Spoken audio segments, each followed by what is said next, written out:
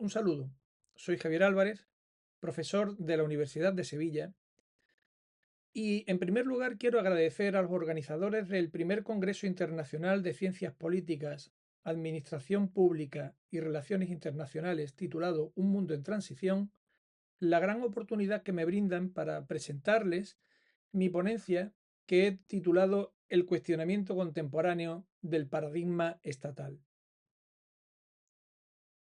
Sostengo que la estatalidad constituye, sin género de dudas, la forma política hegemónica del Occidente moderno y contemporáneo.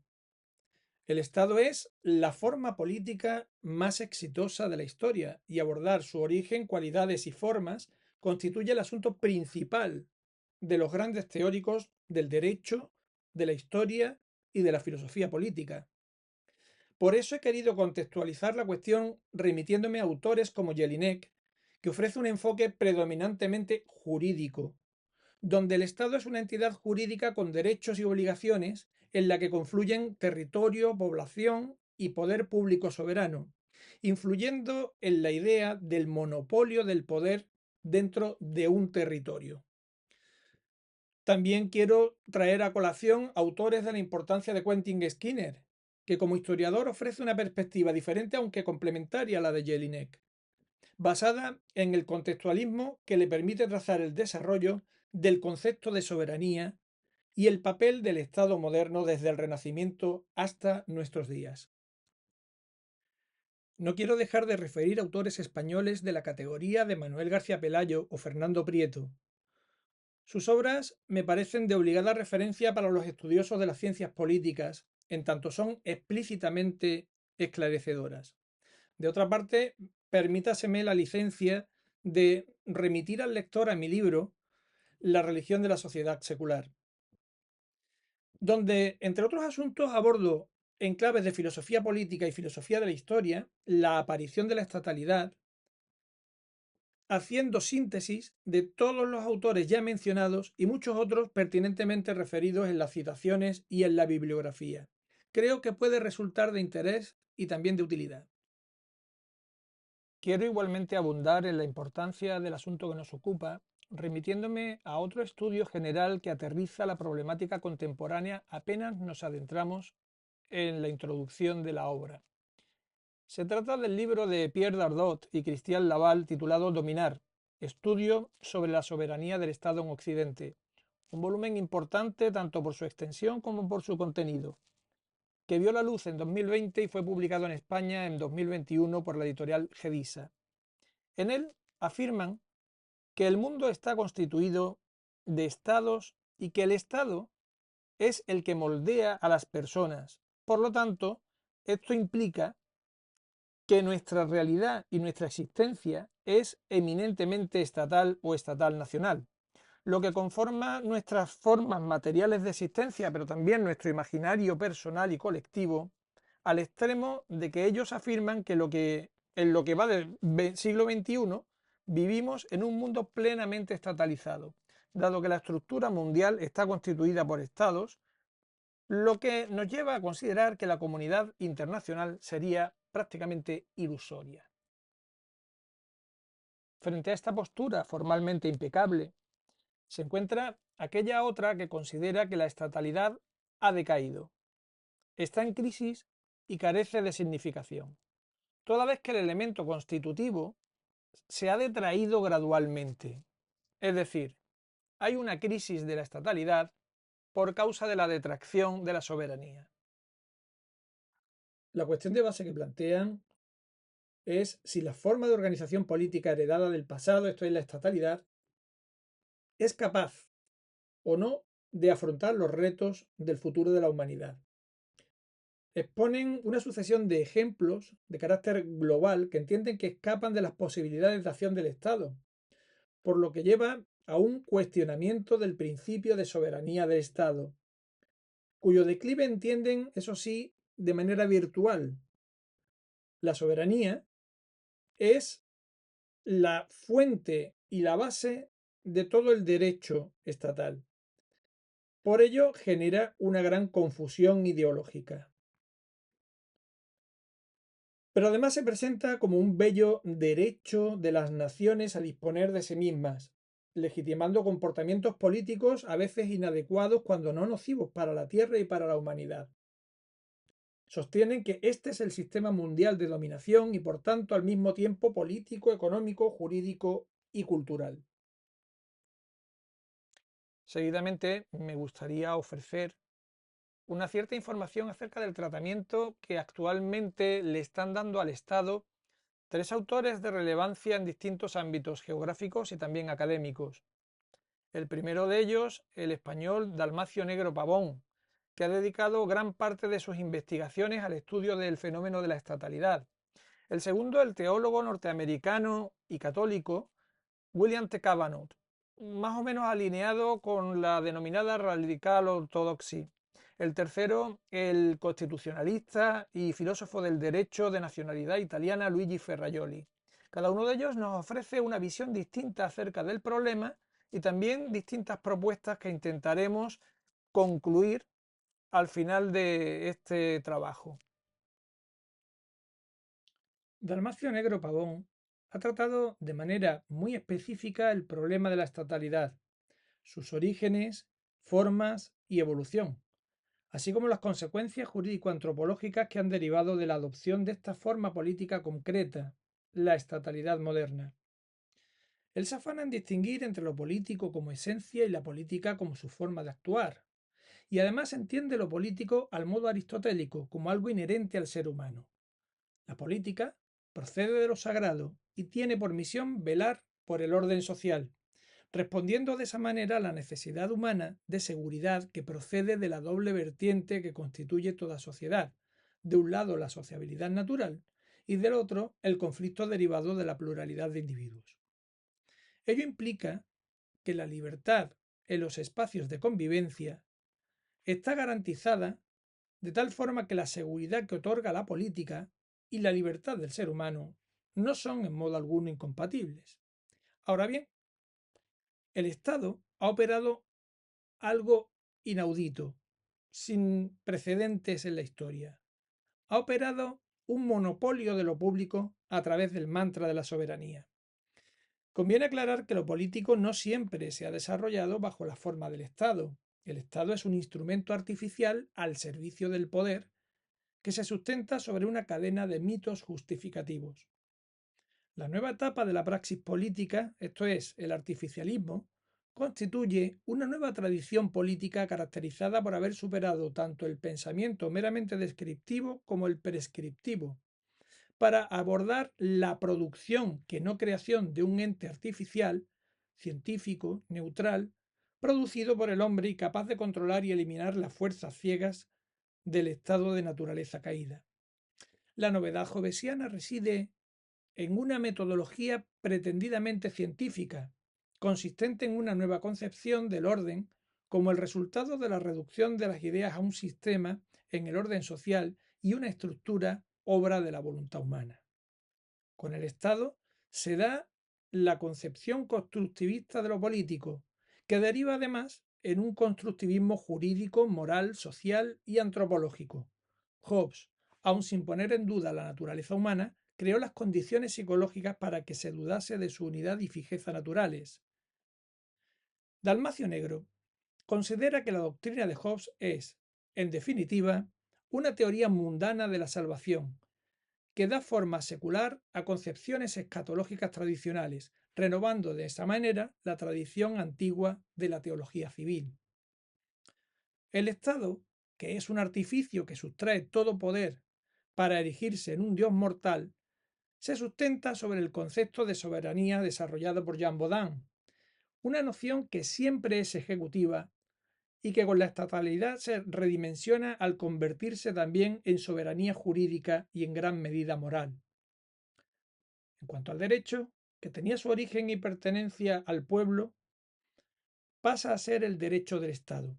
El soberano, ya sea el príncipe, el rey o el parlamento, hace las leyes y éstas se constituyen en fuentes del derecho, o mejor dicho, prácticamente la única fuente jurídica bajo el modelo contemporáneo del constitucionalismo rígido.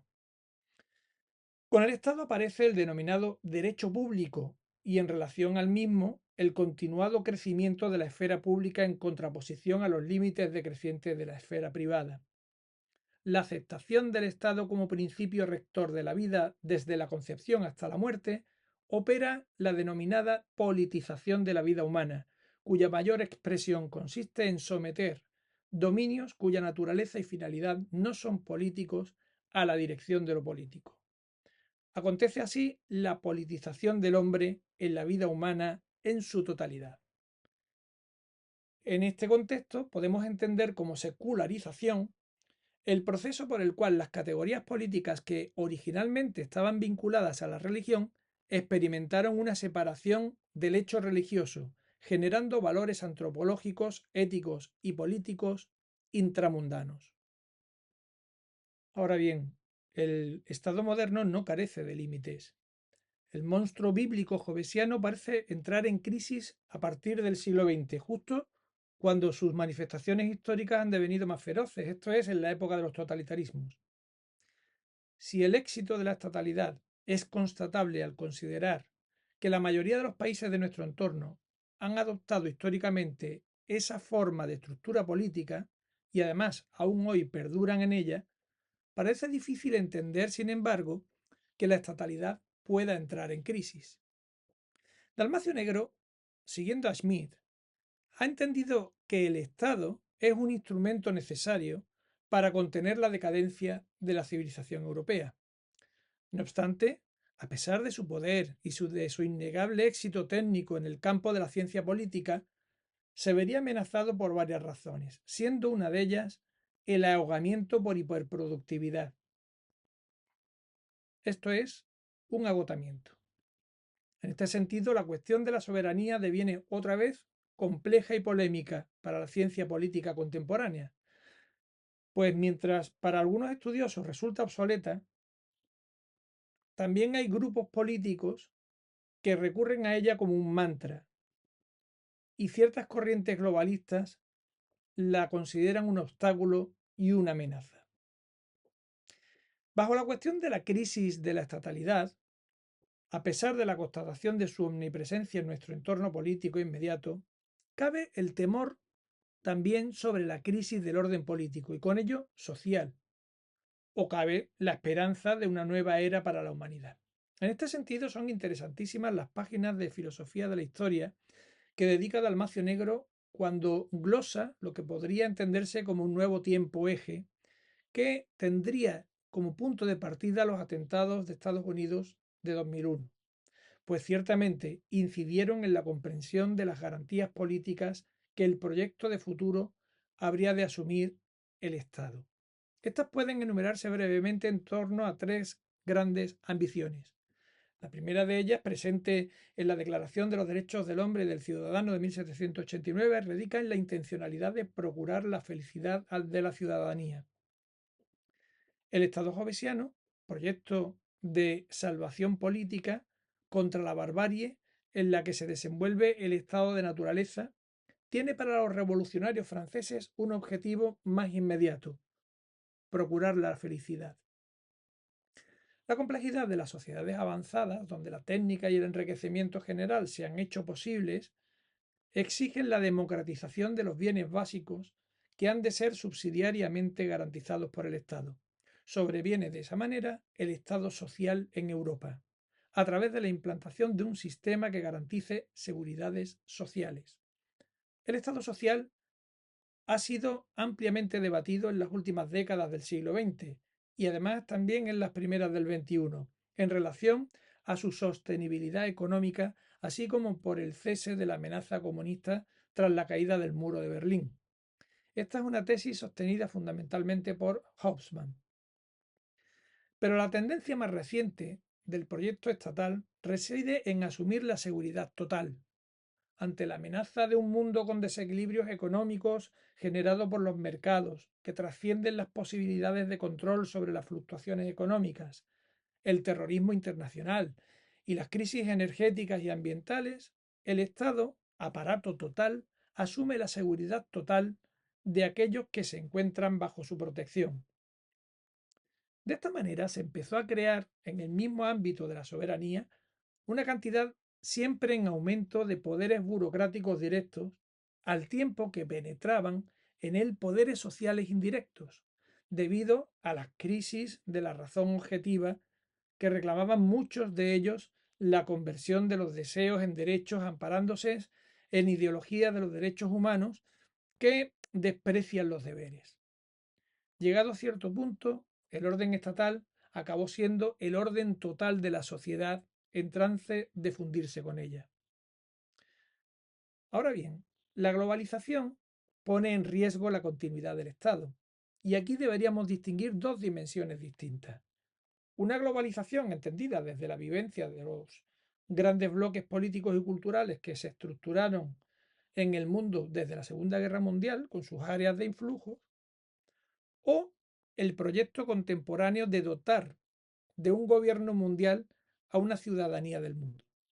Sea cual fuere la mirada, la estatalidad es entendida como una excepción histórica en las formas políticas, y Smith en 1939 ya contemplaba su agotamiento por causas intrínsecas y extrínsecas, anunciando la emergencia de los grandes espacios. Deviene con esos grandes espacios la denominada unidad del mundo, como consecuencia de las descolonizaciones del siglo XX que mantienen a los poderes en pie de igualdad respecto a una sola constelación política. Y esto sí podría ser entendido como una amenaza. A la verdad, más peligrosa que el choque de civilizaciones, dice Dalmacio Negro, es la posibilidad indicada de un único Estado mundial, mientras sea la técnica el centro de atracción. Estos grandes espacios, en la práctica, actúan a modo de imperio, siendo el Estado su prerrogativa soberanista la más evidente de las incompatibilidades con las que se enfrentan. William Cavanaugh es un teólogo católico norteamericano que en ciertos aspectos se muestra próximo a la radical ortodoxia. Sus temas fundamentales de investigación giran en torno a la teología política, a la ética económica y a la eclesiología. En muchas de sus obras se ha mostrado crítico con el Estado moderno, especialmente en aquellas en las que se sostiene que su configuración está asociada a una violencia que se le ha atribuido erróneamente a la religión. En su obra más reciente, publicada por la editorial Nuevo Inicio, viene a sostener básicamente lo siguiente. Para él, si bien hay un renacimiento global de la religión, la devoción pública ha experimentado una traslación, una migración hacia el reino definido por el Estado-nación. En este sentido, el Estado acapara o asume el etos y el patos que tradicionalmente había ostentado la religión. No obstante, esta tesis, que no es nada novedosa y que en Europa fue sostenida por Aaron Gochet o Jacob Talmont, no es denominada ni entendida como religión secular. Desarrollando un estudio del origen de la estatalidad desde fuentes de autoridad norteamericanas, no aporta nada de novedoso a lo que ya conocemos o hemos visto en Dalmacio Negro, si bien hay una idea central recurrente en su propuesta. Esta es que mientras la política y los gobiernos tuvieron tradicionalmente como objetivo procurar el bien común, este no es el objetivo del aparato estatal. Por eso entiende que el surgimiento y formación del Estado moderno no estuvo exento de resistencia, una resistencia que él llama popular y que parece denotar un guiño a otras formas políticas más acordes a la comprensión cristiana, si bien no especifica cuáles son estas. Aquí introduce otra idea no exenta de polémica y sesgo cuando afirma que el surgimiento del Estado tiene por finalidad la consecución de los fines de las élites que lo propiciaron, siendo un síntoma la legitimación de la violencia del Estado. Entiendo que se está refiriendo a la prerrogativa del monopolio estatal del ejercicio de la violencia. Para Cábano, el Estado usa la sociedad, inventa la soberanía y hace la ley incontestable, idea que entra prácticamente en la explicación propia de la estatalidad, pero que nuestro autor adquiere un tono eminentemente crítico, llegando más tarde a considerar que la globalización hace de la soberanía y por lo tanto del fundamento del Estado algo irrelevante, lo que deriva en la necesidad de reimaginar espacios políticos más complejos. En consecuencia, para Cábano, el Estado crece contra las formas verdaderas de vida común y aunque se intuyen, no explicita cuáles son esas formas verdaderas.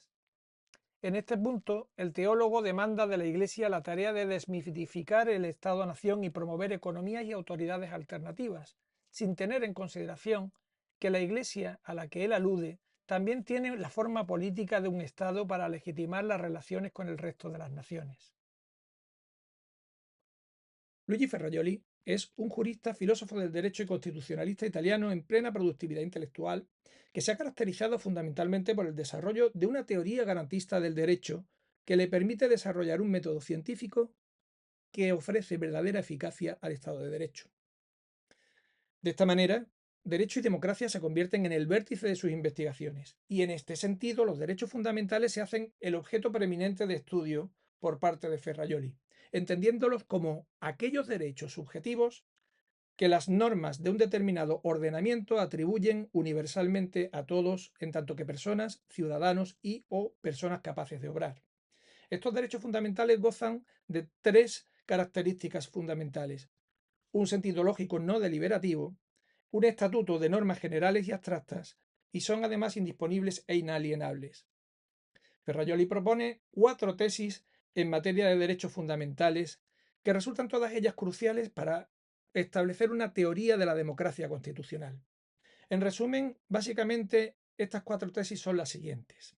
Primero, una radical distinción entre derechos fundamentales y patrimoniales. Segundo, que constituyen el fundamento y parámetro de la igualdad jurídica, por lo que también constituyen el fundamento de la democracia, ya que aseguran a través del paradigma del Estado de Derecho.